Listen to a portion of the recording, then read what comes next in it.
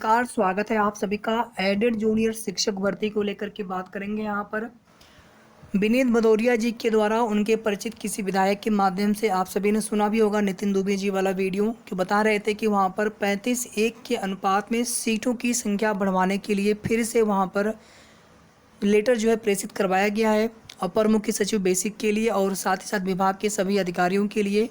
यानी रिक्त सीटों की संख्या बढ़वाने को लेकर के अभी भी संघर्ष जारी है, प्रयास जारी है। नमन है ऐसे भाइयों को। और सबके गुणांक बहुत अच्छे नहीं है साथियों, कुछ लोगों के गुणांक अच्छे हैं लेकिन बहुत लोगों के गुणांक कम है। और सीटें बढ़ने पर ही अधिक से अधिक हमारे भाइयों बहनों का इसमें सिलेक्शन हो सकता है। इस भर्ती में संशोधित जो परिणाम है उस पर कार्य शुरू हो चुका है। प्राप्त जानकारी के अनुसार इसमें डबल गोला और ऑफलाइन जिनका रिजल्ट नहीं आया था, आप लोगों के कमेंट आते हैं कि क्या हमारा रिजल्ट भी इसमें आ जाएगा, तो ये आप घर से बैठ कर के आप नहीं सोच सकते हैं। अगर आप ये सोचें कि हमारा भी उसी में रिजल्ट आ जाएगा, नहीं आया तो फिर आप क्या करेंगे। तो हमने आपको बहुत पहले, आज से लगभग एक सप्ताह पहले, जिस दिन शासनादेश आया था उसके अगले दिन ही से ही हमने आपको बताना स्टार्ट कर दिया था कि एक बार आप लोग जाकर के पीएनपी सचिव महोदय से बात कर लें, या फिर लखनऊ जाकर के, जो लखनऊ के आसपास को जाकर के आप अधिकारियों से बात कर लें कि सर हमारा भी परिणाम इसी के साथ जो है घोषित कर दिया जाए। भले ही कोर्ट के अंतिम आदेश के अधीन उसको रखा जाए, लेकिन हमारा भी परिणाम घोषित कर दिया जाए। तो आप लोगों को एक बार जाकर के प्रयास करना चाहिए।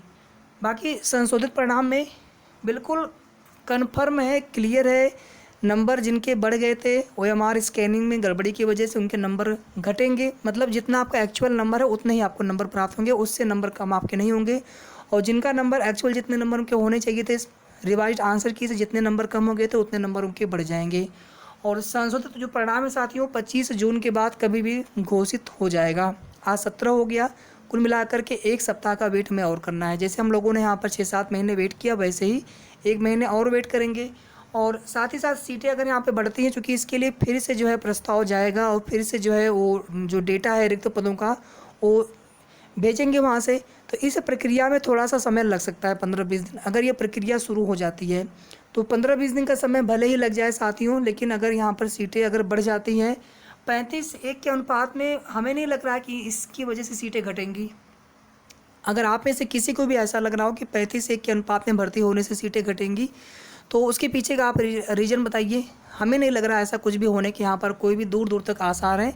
35:1 के अनुपात का मतलब हो गया जितने भी आप, हमने पर्सनली अपने ज़िले के अलावा हमने 2-3 ज़िले जैसे जहाँ पर हमारे कोई मित्र साथी थे उनके माध्यम से भी पता किया हमने कि जहाँ पर भी एडेड जूनियर हाई स्कूल के विद्यालय है वहाँ पर बच्चों की संख्या अच्छी खासी है। इसमें 2 तरह की चीज़ें जो कंसीडर करनी थी, एक तो था कि ओवरऑल से कंसीडर करना था, एक था कि विषयवार कंसीडर करना था। जो लोग सोच रहे थे कि कॉमन मेरिट बनने से फ़ायदा होगा, कॉमन मेरिट बनने से नुकसान होगा। कॉमन मेरिट अगर बनेगी तो आप मेरी बात याद रख लीजिएगा साथियों, कॉमन मेरिट बनने पर सीटें कम होंगी। कैसे सीटें कम होंगी वो आपको हम बता चुके हैं विस्तार से। अगर आप फिर से सुनना चाहते हैं तो हमने आपको ऐसा समझाया था कि मान लीजिए कि टोटल जो है 100 बच्चे हैं, कॉमन मेरिट बनती है, सभी जितने भी अलग अलग विषयों के अभ्यर्थी हैं उनकी संख्या को एक साथ जोड़ लिया जाएगा। मान लीजिए 5 वहाँ पे शिक्षक भर्ती हुई तो 100 बच्चों पर 35:1 के अनुपात में लगभग 3 शिक्षकों की आवश्यकता होगी। तो 5 के बजाय अब 3 शिक्षकों की ही भर्ती वहाँ पर की जाएगी। लेकिन अगर विषयवार देखा जाएगा तो 100 बच्चों पर, यानी हर बच्चा जो है, मान लीजिए कोई बच्चा हिंदी पढ़ रहा तो वह बच्चा अंग्रेजी भी पढ़ेगा, मैथ साइंस भी पढ़ेगा, सामाजिक अध्ययन भी पढ़ेगा। तो ऐसा तो है नहीं कि मैथ साइंस के 35:1 के अनुपात में एक ही टीचर पढ़ाएंगे हर बच्चे को। 3 टीचर हो गए कि नहीं हो गए। इसी प्रकार से 3 हिंदी के, 3 सामाजिक अध्ययन के। अगर आप समझ पाए, ये तो हमने आपको उस दिन भी बताया था कि आप हमें भला बुरा कहते हैं, लेकिन जो जानकारी हम आपको बताते हैं वो जानकारी आपको कहीं नहीं मिलेगी। बशर्ते ये है कि कितना आप उन चीज़ों पर ध्यान देते हैं।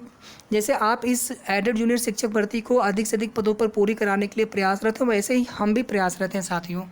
विषयवार मेरिट बनने से किसी का नुकसान नहीं होना है, बल्कि विषयवार मेरिट बनने से विषयवार जो सीटों का अधियाचन है पुनः अगर लिया जाएगा तो उसमें सीटें हर हाल में बढ़ेंगी। और अगर कॉमन मेरिट बनेगी तो सीटें हर हाल में घटेंगी। कैसे घटेंगी, कैसे बढ़ेंगी, हमने अभी आपको समझा दिया है, अगर आपने वीडियो पूरा देखा होगा तो।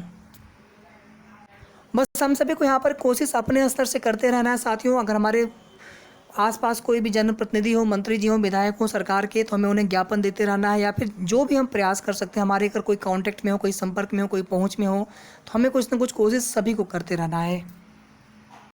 विषयवार मेरिट बनने से किसी के साथ गलत भी नहीं होगा, किसी भी विषय के अभ्यर्थी हो। साथ ही साथ सीटें जो है मल्टीप्लाइड होंगी, माफ़ी चाहूँगा, जो रिक्तियाँ हैं मल्टीप्लाइड होंगी। और कॉमन मेरिट बनने से क्या होगा कि सभी विषय के जो भी टीचर होंगे उनको एक मानते हुए फिर टोटल बच्चों पर टोटल शिक्षक वहाँ पर देखे जाएंगे, उससे जो है संख्या घट जाएगी। और ये जो कॉमन मेरिट वाली है ना, ये कोई अफवाह नहीं थी, ये सच में ऐसा शासन विचार कर सकता है। और अगर ऐसा होता है तो सीटें 100% जितनी हैं उतने ही पदों पर भर्ती हो जाए तो बहुत बड़ी बात है। इस टॉपिक को मैं फिर से एक बार उठाऊंगा और हमारा निवेदन ये है कि ये जो बात मैंने बताई आपको है, ये जो चीज़ें हैं, ये बात हमारे सभी साथियों तक जानी चाहिए। आप सभी लोग इस पर विचार करिए एक बार, और कोई भी डाउट लगे तो सीपी भाई से हमारी बात हुई थी, हम उनसे फिर से बात कर लेंगे इस टॉपिक को लेकर के कि अगर यहाँ पर कॉमन मेरिट अगर बनाते हैं ये लोग तो सीटें कहीं से भी नहीं बढ़ेंगी। विषयवार मेरिट अगर बनाते हैं ये लोग हैं तो सीटें जो है उनको बढ़ाना पड़ेगा 35:1 के अनुपात में अगर भर्ती करते हैं तो। अगर 35:1 के अनुपात को ही नहीं देखा जाएगा, क्योंकि जो रूल बेसिक में लागू होता है वही रूल एडेड में क्यों नहीं लागू होगा। भर्ती तो वही कर रहे हैं, वही अधिकारी है, वही सब कुछ है, केवल वो एडेड की विद्यालय है। आखिर सरकार ने ही तो उनको भी मान्यता दी है। और एक बेसिक आपके जो प्रॉपर सरकारी विद्यालय है, दोनों ही विद्यालय लगभग एक जैसे हैं, बस ये है कि वो पूर्णतया सरकारी है, वो जो है आपका एडेड है, सहायता प्राप्त सरकारी है। हमें दोनों तरह की कोशिश करनी चाहिए। अगर आप ये सोचते हैं कि नहीं कॉमन मेरिट बनने से किसी हिंदी विषय के अभ्यर्थी हैं, संस्कृत विषय के अभ्यर्थी हमारा फ़ायदा हो जाएगा, तो हम कॉमन मेरिट का सपोर्ट बने सीटों की संख्या को छोड़ करके, उससे हम सबका नहीं, उससे हम अपना भी नुकसान कर रहे हैं। विषयवार ही मेरिट बनने दीजिए साथियों, और 35:1 के अनुपात में भर्ती को होने दीजिए, सीटें 100% बढ़ जाएंगी। अदरवाइज सरकार की मंशा वैसे भी आप सभी जानते हैं कि कम से कम रोजगार, सरकारी रोजगार देने की है। और अगर कहीं वो अपने हिसाब से अगर भर्ती कर ले जाते हैं तो नुकसान सभी का होना है।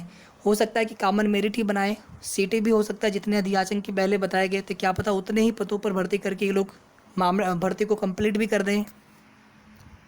हमारा आप सभी से एक निवेदन है कि आप लोग वीडियो को पूरा देखे होंगे अगर, तो प्लीज़ आप हमें एक कमेंट कर दीजिए, क्योंकि ये बात हम सभी तक पहुंचाना चाहते हैं और सभी साथियों से एक बार हम बात भी करेंगे, क्योंकि हम लोगों के पास समय बहुत कम है। 1 सप्ताह का समय हम मान सकते हैं यहाँ पर मोटा मोटा, उसके बाद जैसे ही भर्ती का शासनादेश जारी हो जाएगा उसके बाद हम कुछ नहीं कर पाएंगे।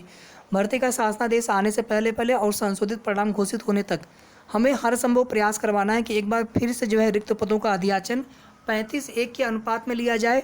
साथ ही साथ विषयवार जो है रिक्तियों की गणना की जाए। विषयवार रिक्तियों की गणना करने से रिक्तियाँ बढ़ेंगी साथियों 35:1 के अनुपात में। जहाँ पर ओवरऑल 5 शिक्षक को 100 पर काउंट करते हुए हो सकता है 3 ही शिक्षकों की भर्ती करें, 2 शिक्षक कम कर दें, और अलग अलग विषयवार के हिसाब से वहाँ पर सीधे सीधे 5 या 15, यानी 100 बच्चे हैं तो उस पर जो है 15 टीचर, 5 विषयों के हिसाब से 35:1 के अनुपात में देखेंगे, 5 विषयों के हिसाब से टोटल 15 शिक्षकों की आवश्यकता पड़ेगी उन्हें। ऐसा तो है नहीं कि हिंदी विषय वाला ही या एक समय में जो है एक ही टीचर सभी बच्चों को एक साथ पढ़ा लेगा, क्योंकि 35:1 का ही तो मानक रखना है ना RTE के अनुसार। तो 35 पर 1 शिक्षक होना चाहिए। अगर मान लीजिए 115 बच्चे हैं तो वहाँ पर 3 शिक्षक होने चाहिए। भाषा के और अलग अलग विषयों के शिक्षक जोड़ेंगे तो 5 या 15 शिक्षक होने चाहिए 115 बच्चों पर। प्राथमिक की तो भर्ती है नहीं, ठीक है। तो उम्मीद करता हूँ आप सभी को हमारी बात समझ में आई होगी। अगर आप सहमत हो तो प्लीज़ आप कमेंट करें, बताएं, और इस मुद्दे को हमें आगे तक ले जाना है। वीडियो को आप सभी प्लीज़ लाइक शेयर कर दीजिएगा। धन्यवाद।